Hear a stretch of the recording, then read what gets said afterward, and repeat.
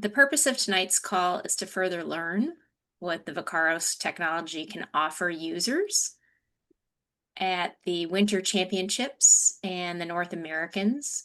We use the devices as a compass and a timer, and also the RaceSense GPS automated race management system.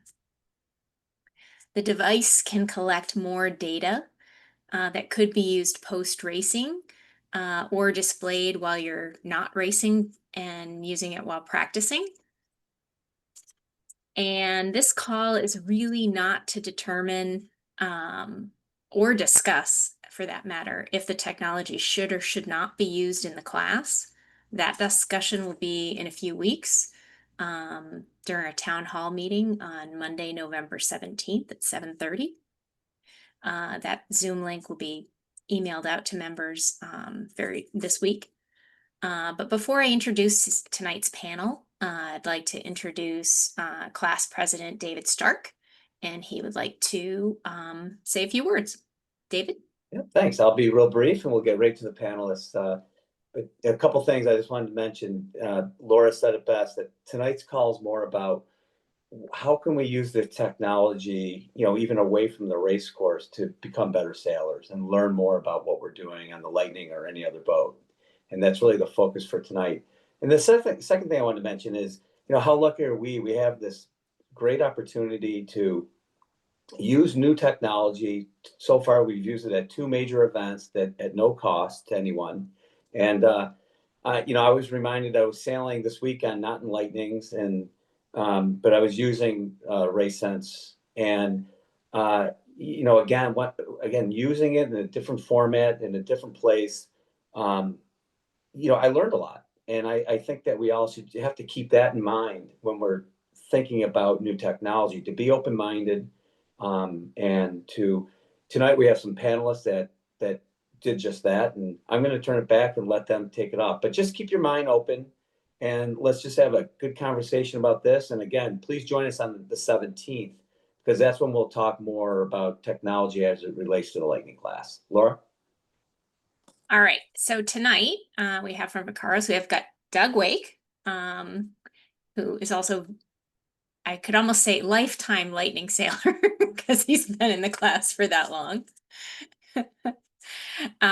We have our 2025 North American champion skipper, John Newell from the Central New York District. We have our boat grant co-chair, Ryan Davidson, who's from the Southeastern District, and also races heavily in the VX1 class, which uses this technology a lot. And we have Bill Cabral, our former chief measurer, currently assistant measurer, and he's from the Dixie District. And interestingly enough, Bill has not been to one of our test events to use the device, but has used it during practice. So with that said, that is our panel for this evening, and I will kick it off to Doug. Take it away. For sure. Thanks, Laura. And I think I can't see all the names in front of me right now. I probably know most of you, but for anyone who does not know me, like Laura said, I've been around the Lightning class forever. My parents bought a boat in 2002.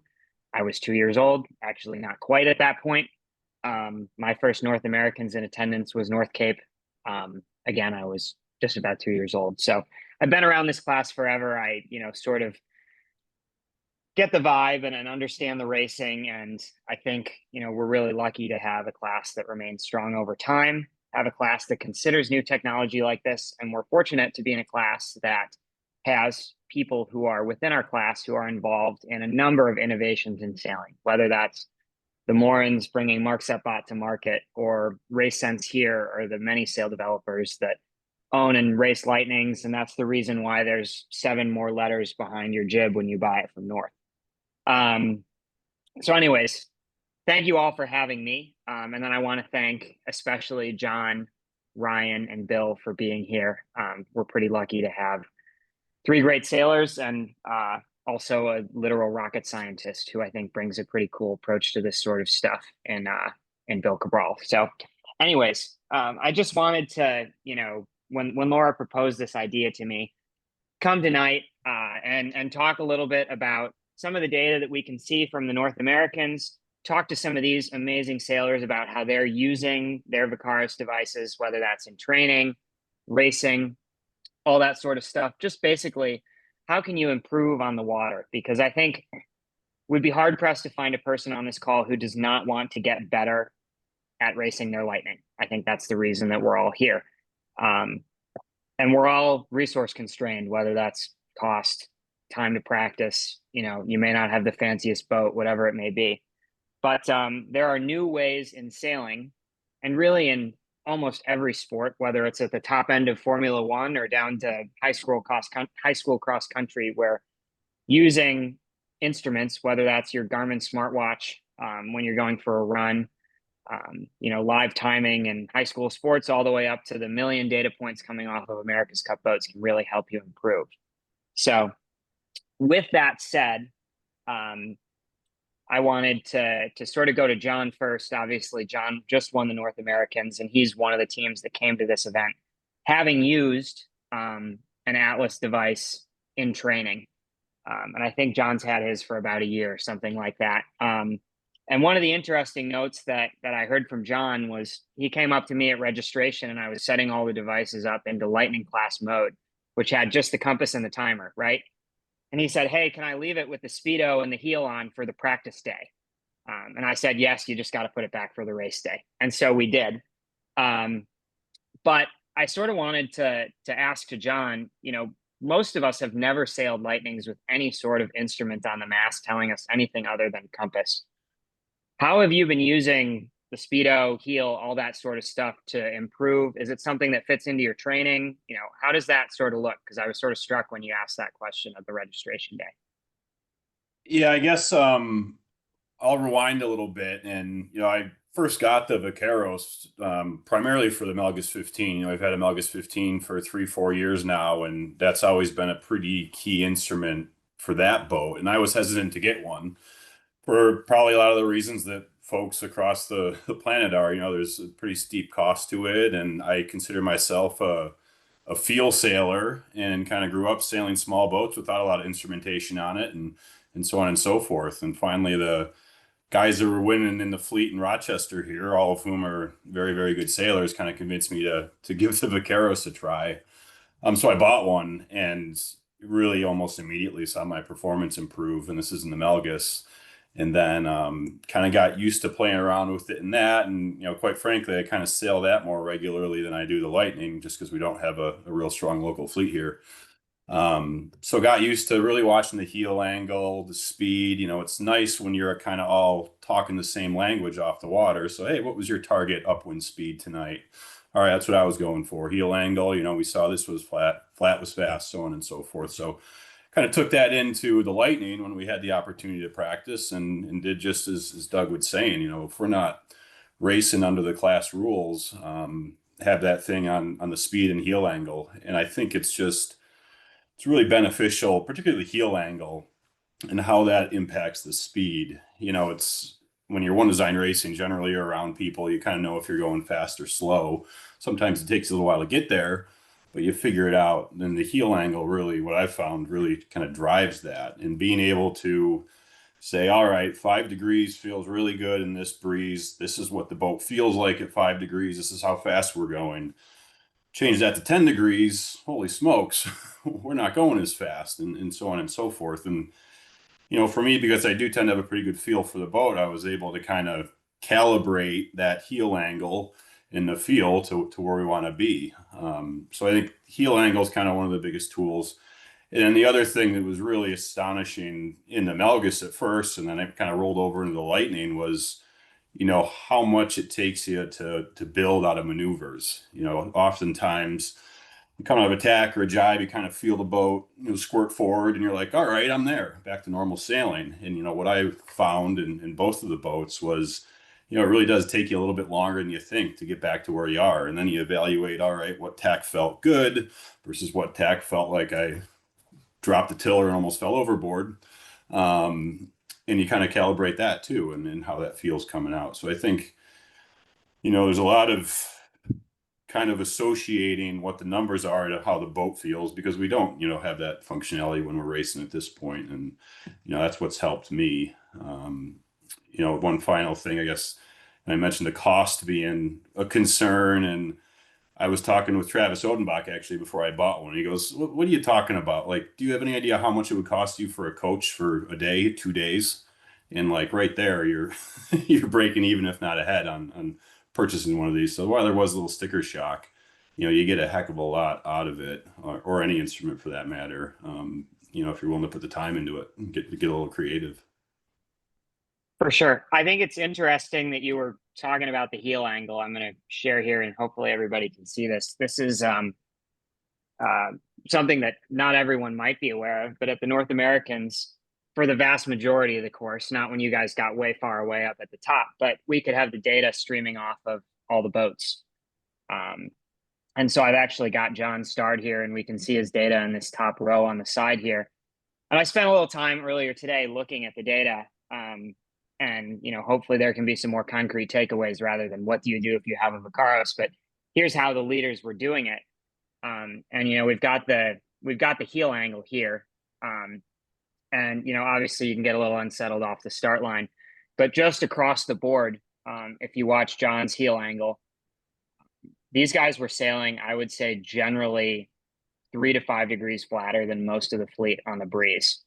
What I would border on saying aggressively flat, which I think is super interesting. And there were a number of boats that did well sort of in both schools of thought of that. I think that Joe Stark was a good example of a team that had a good North Americans that sailed with a little more heel angle. They spent a lot more time in that 12, 13, 14 degrees of heel sort of threshold, which is a little different from what John was doing here. But I'll send this link out to everybody afterwards so that you get a chance to look through this. But you can actually track, and you can tack on any number of fields here, whether that's the magnetic heading, your trim value, which is your fore aft pitch, which has to be 0 to the boat. But it's pretty neat to be able to go through and see the variety of boats setting up differently, whether it's watching, we've got, John versus Fletcher, who, obviously won the Worlds this year, sailing the boat a little bit differently, but both of them sailing super fast. And I think it's interesting to sort of get in there and try and tease out the insights, when you have the opportunity to after racing. Obviously, during racing, you're trying not to lose your focus. And I think what John mentioned is pretty relevant in that, you can't get caught up staring at the thing.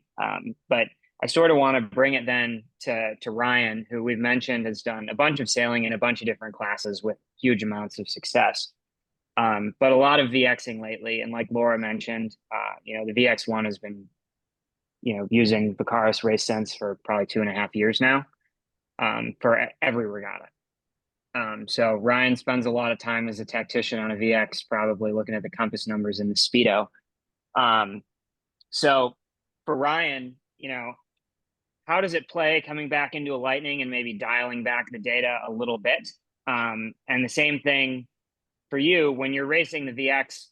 Are you ever feeling overloaded with the data? Are you feeling like, oh my God, this is distracting me from my sailing or whatever it may be? So how does that sort of look for you? Yeah, thank you, Doug, for putting this together for one. I think that data, like any and all these other compasses and stuff, I think one thing to remember is that it is just a tool, and I think it's about how you use that tool to get yourself better at sailing and stuff too. I think that myself, I'm very similar to what John was saying. I think on a practice day last weekend we were sailing 105s without instruments, and we had a Vakaros with us, and during the practice day we had it out there to, like, it's a borrowed boat and we're in a brand new boat kind of for us. So it was really important for us to figure out how long it takes to get up to speed, how long, like what is the optimum heel angle, like John was saying too. So I think everything that John said is something that when I get back in the Lightning, yeah, it's nice to have for like the first practice day, but I like to take all the knowledge that I've learned from other classes and learned from the Lightning and practice days and stuff, and just say, okay, I remember that flat is fast. It sounds like sounds like we all know that, but at the same time, there's data now to actually prove that at the same time too. Um, Doug, I know that you just showed the Vakaros version of like the race recaps and stuff. I have one up from Ivan if you want me to show it, or if you have one, but Yeah, I actually have a lightning one. I'm going to go ahead and okay. share it while we're here from the Canadians last year. So what's really cool about this is that there's a Croatian guy lives in Croatia still, and he is able to take these Vacros tracks that all of us are able to pull off of our devices. And with him being in Europe, what's really cool is that we get a group of people in the VX class that say 10 of us, we all get our tracks together. We start a WhatsApp chat with Ivan over in Croatia. And right after racing, we'll throw all of our tracks into the WhatsApp group. And overnight, luckily he's what 4 or 5 hours ahead of us. Overnight, basically for us, he crunches all this data and kind of puts it in like a one pager for us to kind of view and see, okay, look, like 390 was doing really well that day. What was 390 doing differently than 616 and me, kind of thing. A lot of this, I mean, what's nice, what's kind of what's nice is he's able to do it and put it all comparison for us to see. I think if all of us had data from every other boat, I think we could probably come up with a lot of this ourselves. But John mentioned, hiring a coach, and hiring a coach for a regatta might cost you, I don't know, $2,000 at least. Versus this, if you get 10 boats, it's going to cost you $45 a day to get all the same data that you might get from a coach, kind of. So it's a really nice like recap of what happened, and all this stuff is. I mean, Doug just pulled this up from the Canadian Open in 2024. I mean, you can pull this; it never goes away. You can always pull it up later and kind of look at it and stuff too. So I think a lot of it, to go back to what I first said, I mean, you have this tool out there, and I think this data just is able to just kind of reaffirm some things that you're thinking of, or to say, whoa, Joe's team was sailing a little bit more heeled and he was really faster. How did, like, maybe we should try that next time, kind of thing too. So Yeah, I think that's super cool. These sorts of reports are really interesting. And Ryan brings up, the cost of coaching, and obviously everything in sailing has a pretty significant cost. We try and be affordable, but it's, never the world's cheapest sport. But having the option to have someone like Ivan, who's literally coached multiple sailors to Olympic medals. He's worked with the Austrian 49ers, a couple 470 guys from Croatia. But being able to have this as an option for your weeknight racing, for your series racing, for the North Americans, whatever it may be, it's a really cool way to sort of level up your game. And for me, at least, I may work in sailing, but I assure you that decreases the amount of sailing that you actually get to do. But it's pretty cool to, when you're thinking about sailing and you're thinking about getting better, have a tangible resource that has to do with your actual sailing that you can look at, and you can say, okay, we sailed this event in the Canadians in 24 at the BCC, and I can go back if I'm thinking about lightning sailing and look at this and say, oh, I think, Robbie 382, right? He did something really right this day. And I'm trying to remember what it was. You actually have a historical record that you can go back and look and say, okay, I can understand what they did that day. Let's now go out and practice and try and replicate that, or go out at an event and try and replicate that. It's a pretty cool way to just sort of work with others, I think. Okay. This is super neat stuff. We can certainly get back into more of that. But I want to turn to Bill, who's coming from a little bit of a different perspective. Bill has never used RaceSense, as far as I can tell. But Bill is also one of the smartest and most technical people that I know, and brought a Vakaros device into his program to sort of improve, at the semi-local level. And has thought really creatively about how to use this to get better at sailing. And as a guy who's now retired and has a little more time to sail, that's a great initiative. But I wanted to sort of turn to Bill as well, rather than, we have these two guys that just got top 4 at the North Americans. I don't want this to be seen, and it really isn't, as a tool that's only for the very top of the fleet. For Bill, someone who's working to get there, and has those top finishes, is, everybody's trying to improve. How have you sort of integrated this into your training, Bill, and your practice, and what does that look like for you? Okay, I'll tell my story, and by the way, I'm the butt of this joke. Like, for years and years and years, I would finish a big race and I would wish I was 30 yards farther ahead at the finish. You could see 10 or 15, maybe sometimes 20 boats in those 30 yards, and never could get there.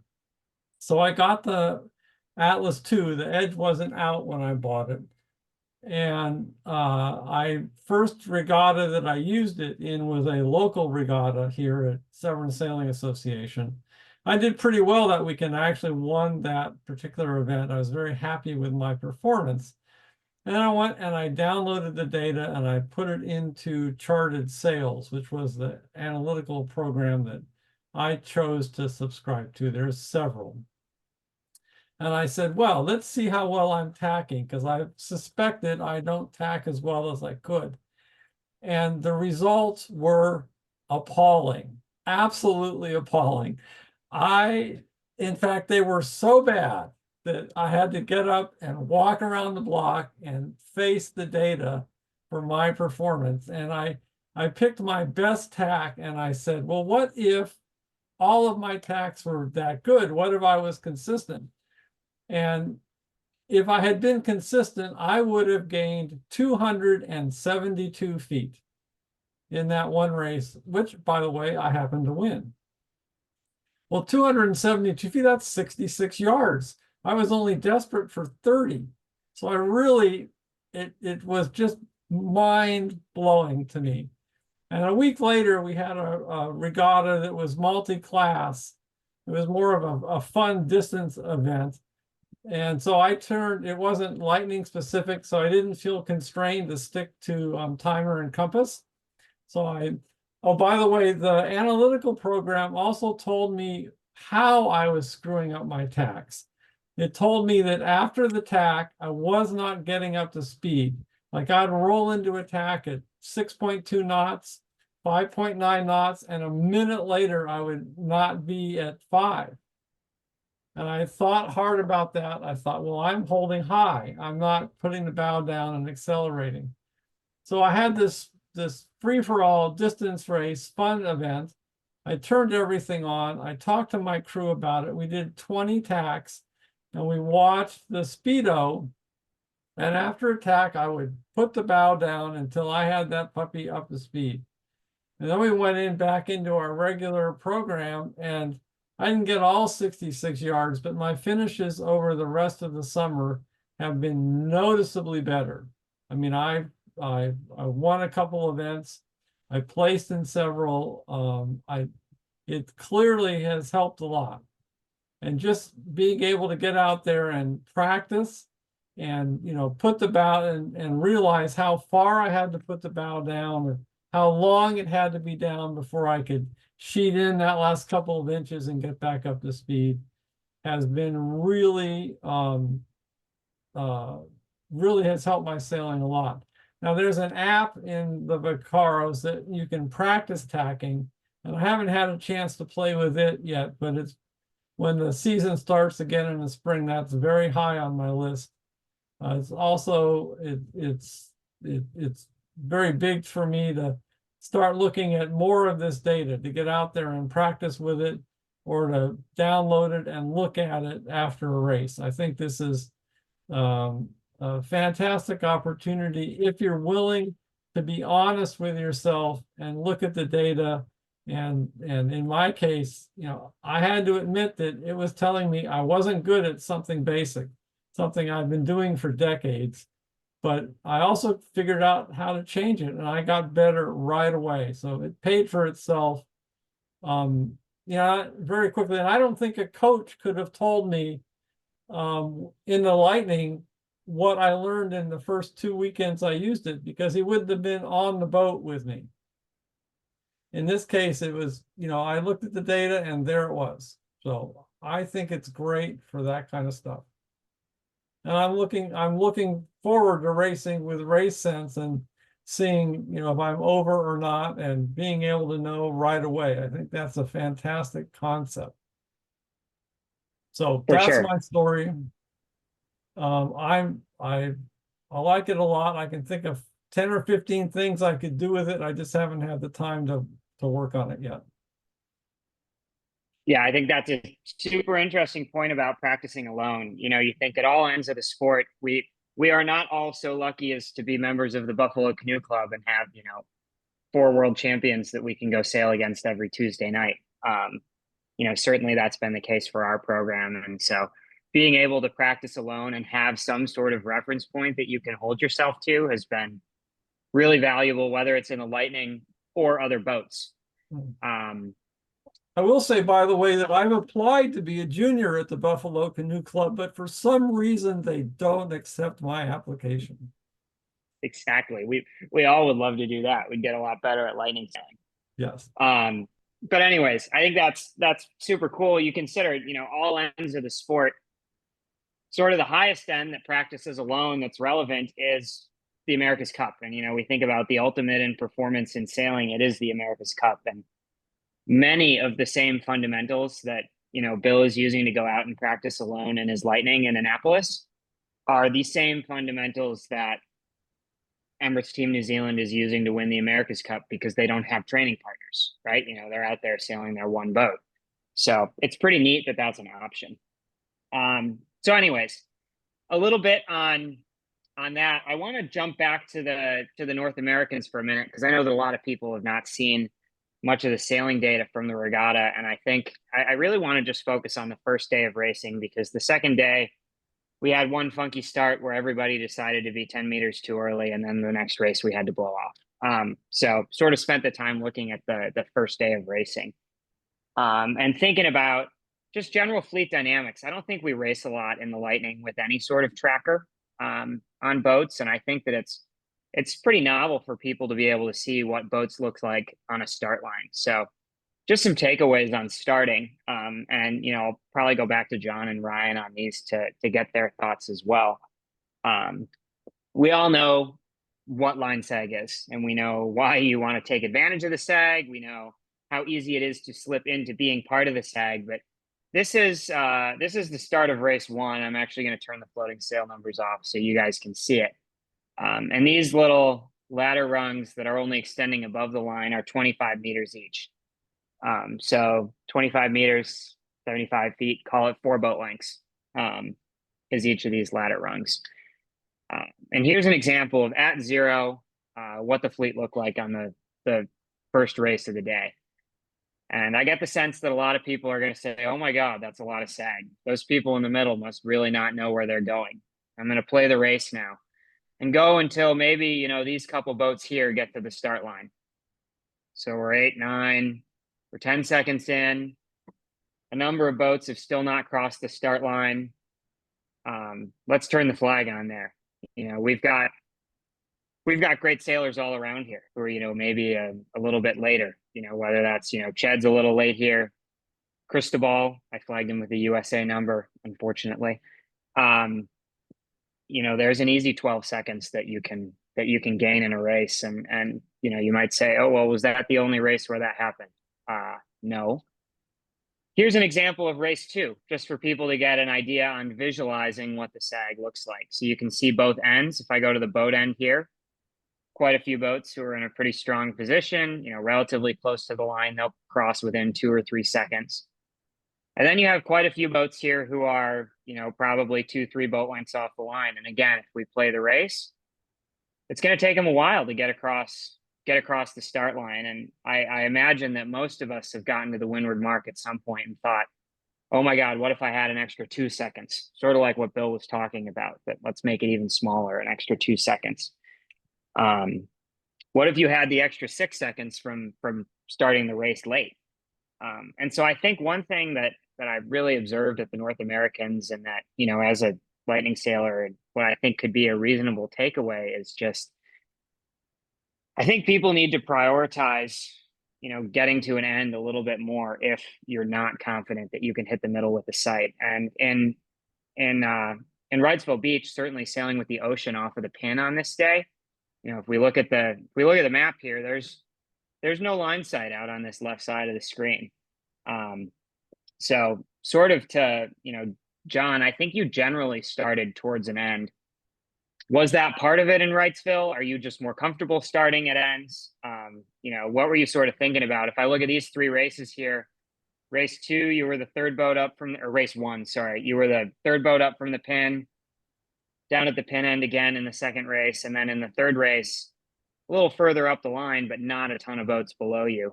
What were you sort of thinking about in terms of finding an end? And then I know the first race of the next day, you were right at the boat end. Yeah, a couple things, I guess. We were able to get a decent line sight off the boat. You obviously had to look over your shoulder and find it, but there was some opportunity. I think one of the condos kind of lined up relatively well, so there was a tool there to use. But really, first day of the regatta, particularly the first 2 races, like, guys, let's just not do anything stupid here. Look for low density starts, and being a little closer to the end lets you get a little closer to that line. And if something does go wrong, it's an easier restart too. So I think, first and foremost, it was going for the low density and just keeping our eyes out of the boat, even before 5 minutes, what's the fleet looking like? How's it behaving? And staying out of those crowds. I think what we realized, this being the first time we used race sense, was we didn't want to get in that mob mentality, which is exactly what we saw at the start of the 4th race there with, what was it, 35 boats over early. Is you get in a pack, and generally all the racing that we usually do is guy next to you trims in his sails, you go, and if you guys are all over, it's a general recall and you do it again.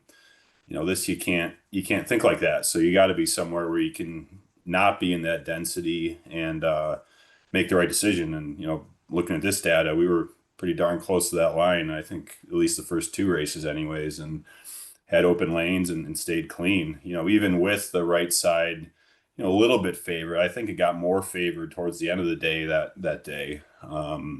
Managed to come out of the left pretty strong there. And I think Tommy Allen was with us the first 2 races too, and also had some really strong first legs anyways. So that's kind of what we were thinking. Yeah, I think it's interesting that you mentioned that after looking at the data. And, again, we've all sort of been there where you get off and you say, oh, well, that was a right side racetrack, or that was a left side kind of day. And just looking at the top boats from all the races, it's pretty impressive, to me at least, the variety of the sides which people come from. I think many folks think, you've got to be locked in one spot or another. For example, here's the first race of the day. We talk about where do you want to start. Here's the top 3 in that race. Fletcher won the race. I believe Jody was second, and I think John was third, and they're coming from entirely different ends of the start line. Both getting away, finding their way up the course. But I think that we often fall into the trap, and this is one of the things that this data is really good to verify, of saying, oh, well, it felt like this side was really good today. And is there actually empirical evidence to back that up? And I've found in years of doing this now that frequently the case is no. And while there may be some favor in a side, you're going to see boats coming from all over the place, being competitive in a race. And like John mentioned, this is the first race. I'm going to turn the boat size up just so we can see him. John's going to come from the far left here, and Fletcher and Jody are going to end up hitting the far right by the top third of the beat, and you're going to see them come back together and end up being the top 3 in the race, which is pretty interesting. I think, because I think if you got off the water and you ask people, most people would say, oh, well, you sort of had to be right. That may not actually be the case. So anyways, looking back at starting, I think that, we're all looking at, how can we shave off boat lengths? I think that just in general, looking at this regatta, I think that the start line was easily the best place for people to shave boat lengths and put themselves in a better position to start the race. Ryan, I think you guys generally had pretty good starts, and I associate you and certainly Tommy Stark as well as some of the best starters that I know. What's going through your mind? What also changed? It's a race sense event. I know for race 4, you guys might have had an interesting discussion with Jody Lutz before the start, getting away. What's going through your mind? What are you looking at? And then what's shifting in the Lightning coming into a race sense event versus a standard event? Yeah, when you have a race sense event like this that does not use the data to the line. I think it really, you have to get in your head, like John even mentioned it too, like this not getting with like the herd mentality there. And I think you made a reference to it. I think in the fourth in this race, we turned and looked at we had a conversation in our boat between Carly looking at the line and I'm looking around, and Tommy, all of us were like, guys, we're really close. This isn't good. And we looked over our shoulder, and Jay and Jody were getting ready to pull the trigger and getting eager, just like we were, kind of thing. I think Tommy looked back and he's like, just stop and wait. Like, we're just gonna wait. Just trust me, just wait. And we ended up nailing the start from where we where we ended up. And it's a pretty funny thing to be behind, what is it, 35 boats, and they all turn back at the exact same time, and you just keep going. And it was cool. I think that when you don't have the distance of the line, you do have to find yourself being extremely disciplined in your start, because I think that right there, it's going to catch everybody being over. There is no quote unquote like hiding anymore. And I think that's something that you have to get used to. I think in the VX, when we use it, we have the distance to line feature turned on. And I used to in the beginning think that, okay, the game's gone. Like now we're all going to start even, and it's going to be, okay, what fun is this kind of thing? It takes away, I think I'm a good starter, but now all of a sudden everyone's a good starter. And I think it totally changes the way that you do start in that time. And you end up being more focused on, okay, what distance back do I need to be full speed at go? Like, is my distance to time, is it a 1-to-1 ratio? Is it a 2-to-1 ratio? And there's a lot more thinking about that. And everybody else is kind of thinking more similar to that, where, okay, we're all going to be full speed, but how do I know when to pull the trigger before someone else right next to me? So we go out and we set a line. If it's usually the race sense line is on the screen before we even get there, and we'll go out and we'll just do 10 or 15 time runs and just say, okay, at full speed, our distance is going away at a 1-to-1 ratio compared to the time and distance kind of thing. So, and it's different in different breeds and different chop. And I think that's where it's really nice to be able to have that too. And I'll give a plug too. I mean, how many lightning events have you guys all been to that?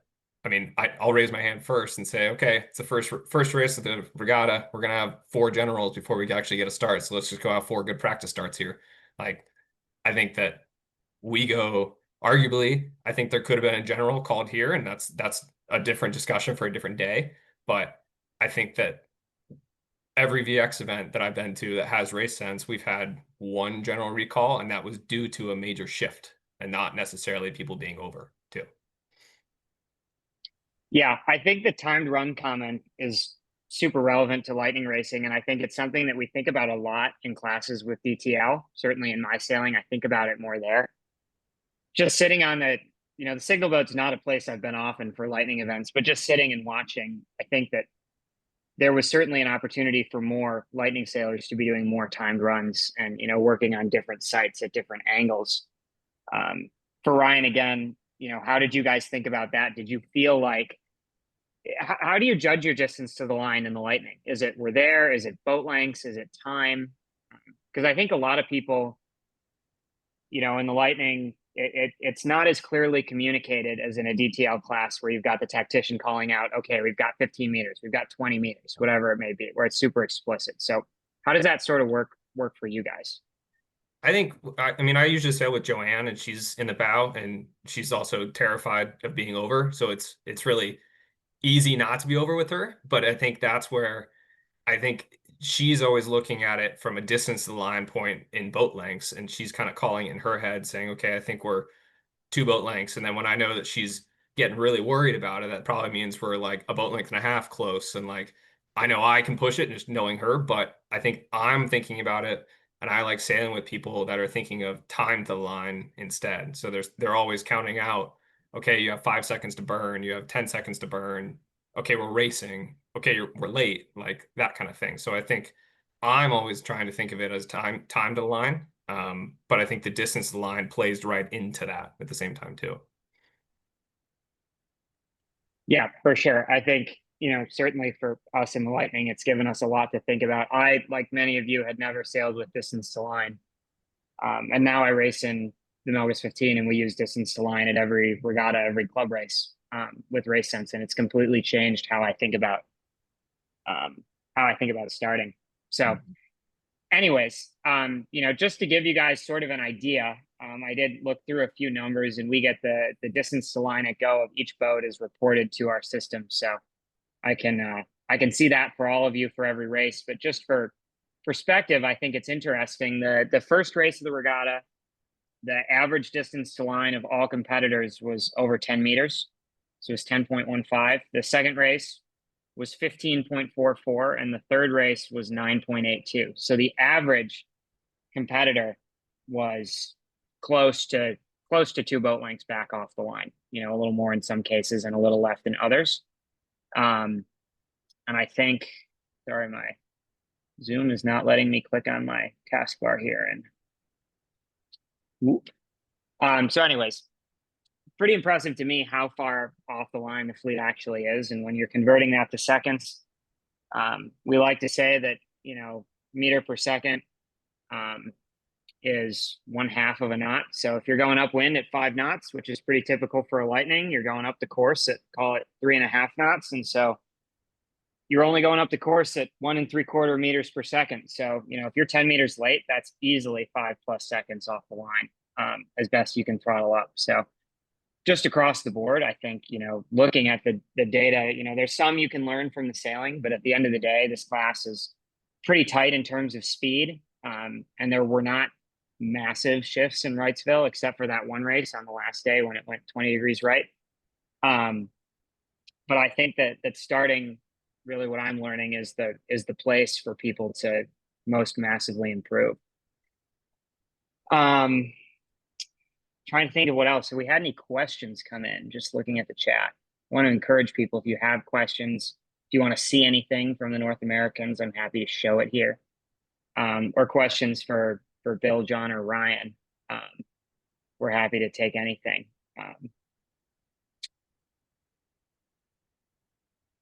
Not hearing much. Quiet crowd. That's all good. Bill, John, or Ryan, anything from you guys that you feel is relevant that you've sort of been reminded of, or anybody else that comes up with a question in the meantime? No pressure to talk, but just if there's anything that's come to mind. I'll make a comment. In my case, I talked about my tacking prowess and how rapidly I could improve it. A lot of the things people have talked about, you probably know. People may have told you about them for decades, or you've heard about it for a long time. But this box gives you numbers, gives you real data on how well or poorly you're doing. And I found that knowing how well I tacked made me a lot more attentive to what I'd been told for all those years. And you probably, if you look at your data and you see that you have a problem, you probably know how to fix it. And then when you go out and practice it, you have a way of telling if you're improving. And so you don't have to guess at it. You can try something, and if it doesn't work, you can try something else or something else until you get it.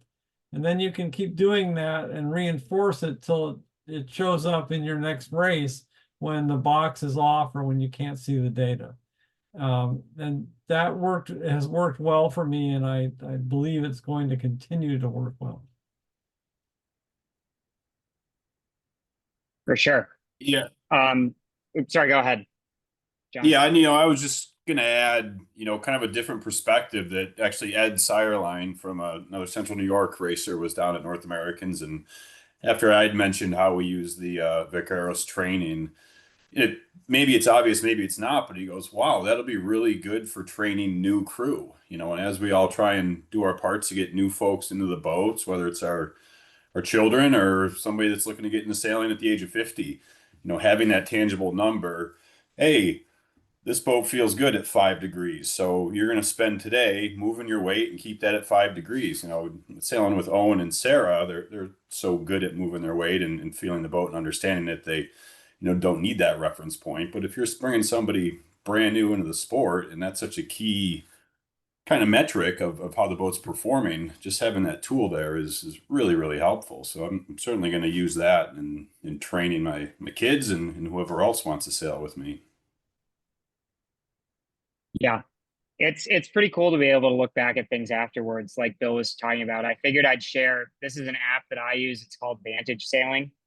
I upload a lot of my practice sessions here, and I can go and give it a look. So just for example, here's a Melgus 15 practice that we went out and did. I can go in here. I can go in and look at my session. It'll tell me how my maneuvers were. It'll give me a score actually on how I was doing in terms of sailing the boat. Sorry, just looking back here. I can go into any one of my sailing days that has been archived, and I can see here's the speed I was doing upwind. Here are how my maneuvers looked on that day. Here's an example of the maneuver analysis. Looking at the tacks and jibes, I can see my entry speed, my exit speed, how fast I'm turning, all that sort of stuff. So it's pretty cool to be able to, or at least I certainly think it's pretty cool to be able to go back and actually give this a look and say, okay, I have some idea of what I was doing, but now I can look back and overlay all of my jibes, for example. Go to analysis here, and I can see how fast was I turning one jibe to another, right? When I'm jibing from port to starboard, I'm actually turning slower than when I'm jibing starboard to port. I can see that sort of stuff. I can watch my average maneuver here in terms of speed over ground. So I can see when I'm jibing starboard to port, I'm actually tending to go faster, right? I have my biggest valley in that is a little higher. And you can see this for tacks as well, which is a little more relevant for lightnings relative to jibing on an asymmetrical boat. But I think this sort of stuff is really, really interesting in terms of being able to say, okay, I'm sailing the boat asymmetrically. I know I do. We all do.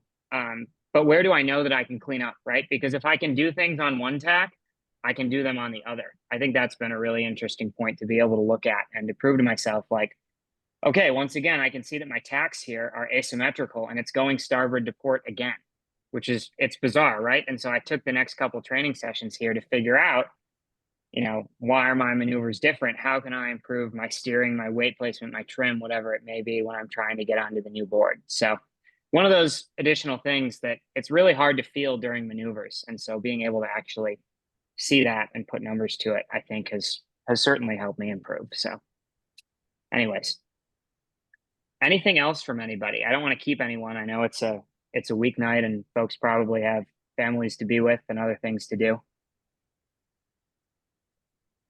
Doug, So I can add one more Go ahead. thing, if that's okay, Dave. Yeah, please go ahead. I think the cost part of it is definitely things that people want to take, like people think about a lot with it. One example of it was the boat owner that I sail with in the VX is a good buddy of mine. And I mean, we're both 31. It's not like we have tons of money to blow or anything like that, but he was funny.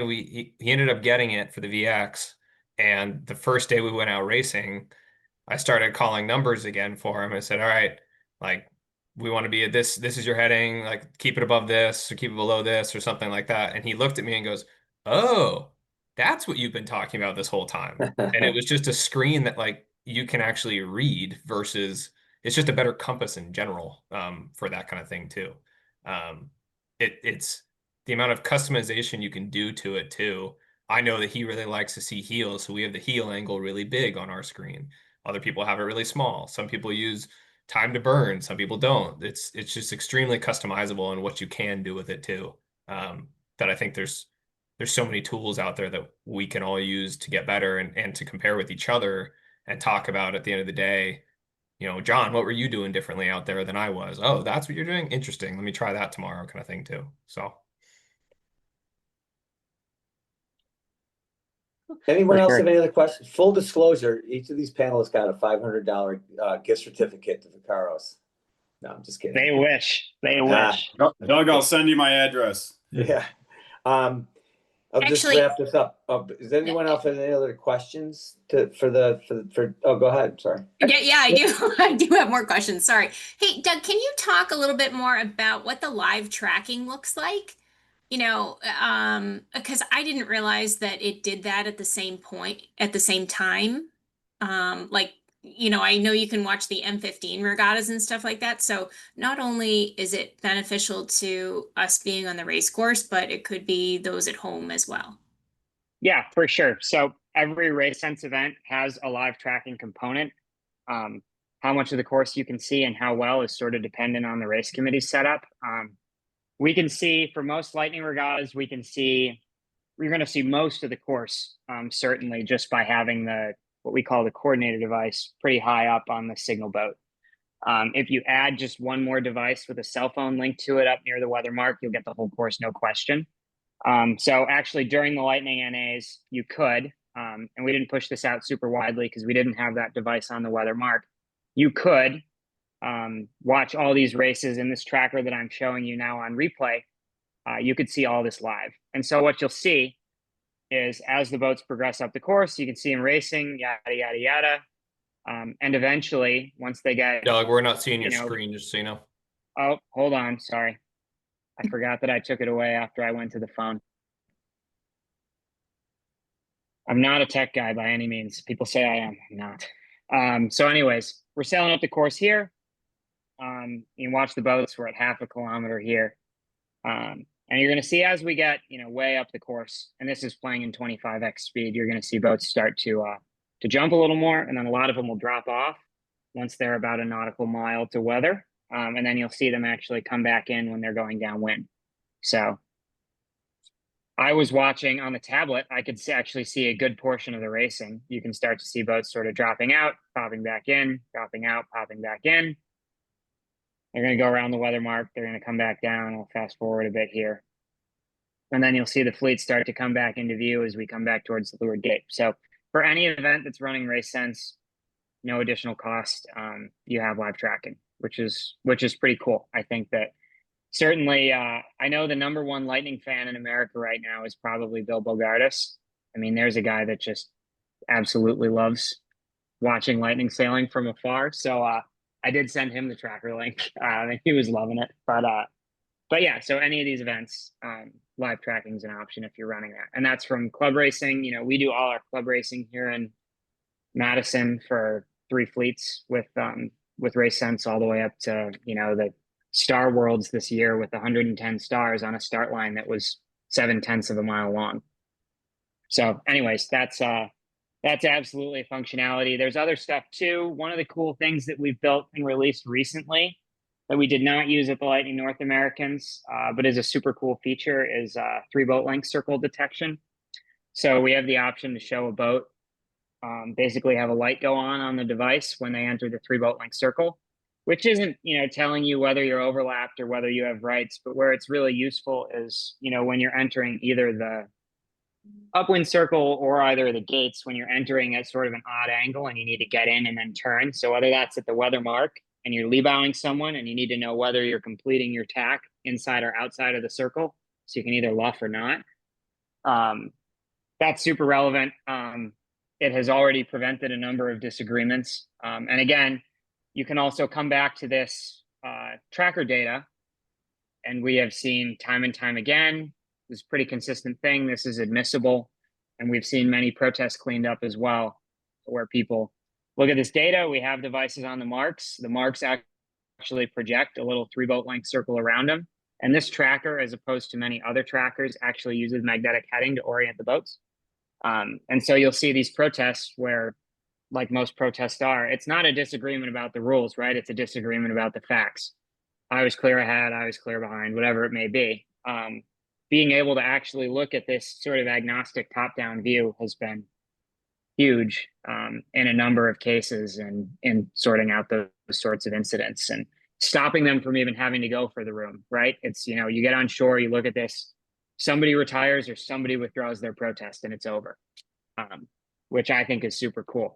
Gone are many of the days of talking through a protest and you're convinced the other guy's lying through his teeth when he's not trying to be a jerk. They just saw it differently from the other boat. So anyways, I think that's a pretty neat feature that we built out recently. Doug, I'll add one more thing on the live tracking piece that Laura was asking that I didn't, I guess I never really thought about it this way.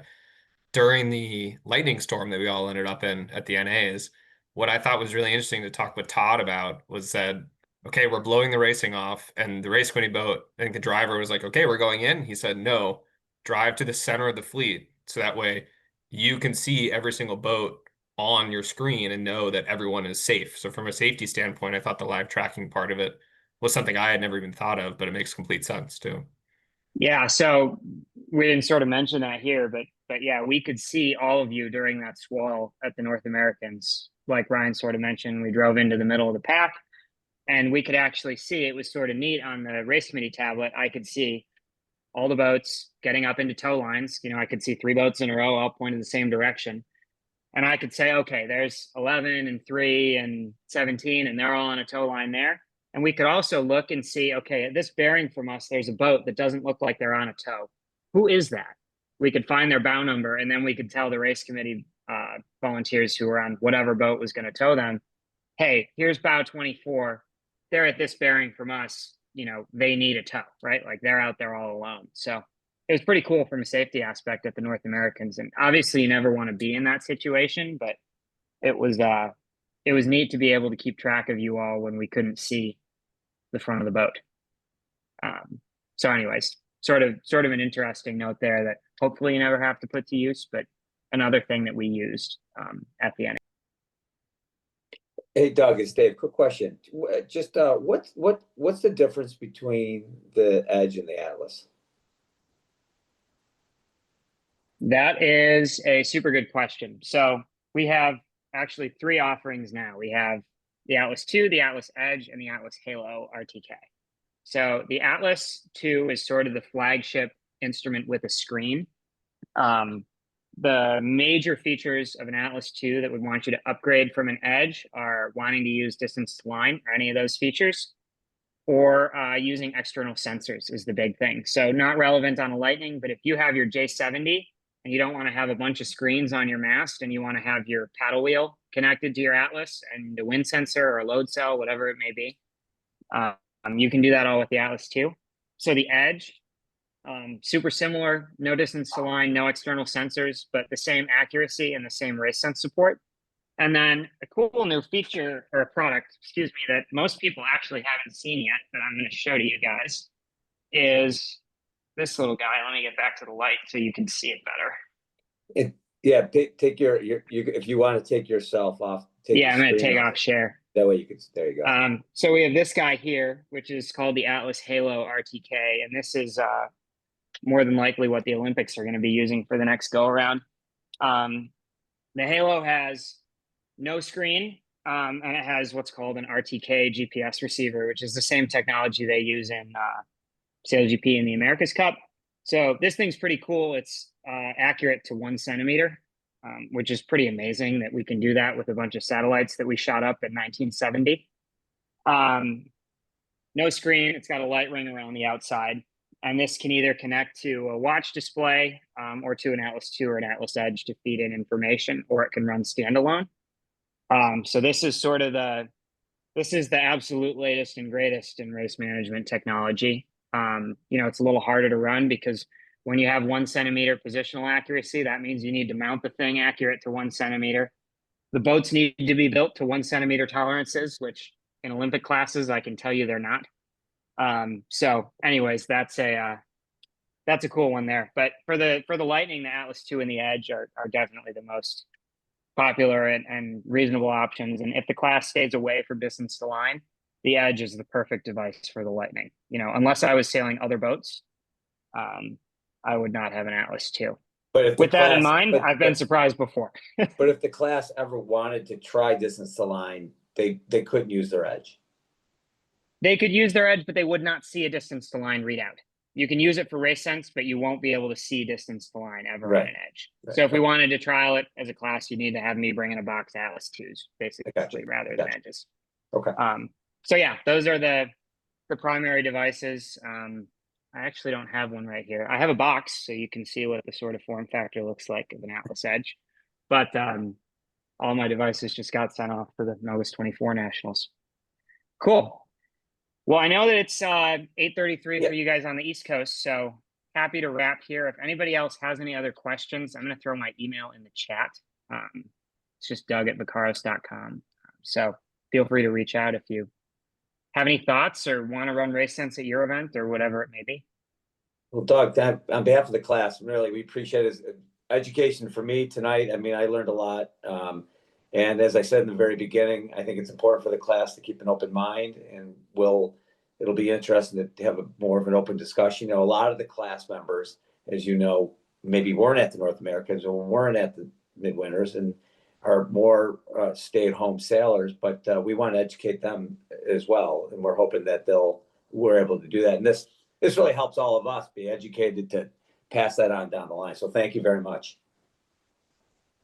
Awesome. Thanks, Dave. And thanks again to Bill and John and Ryan for being on here and talking about their experiences. I think that obviously I have some slant in here, so I really appreciate these guys coming out.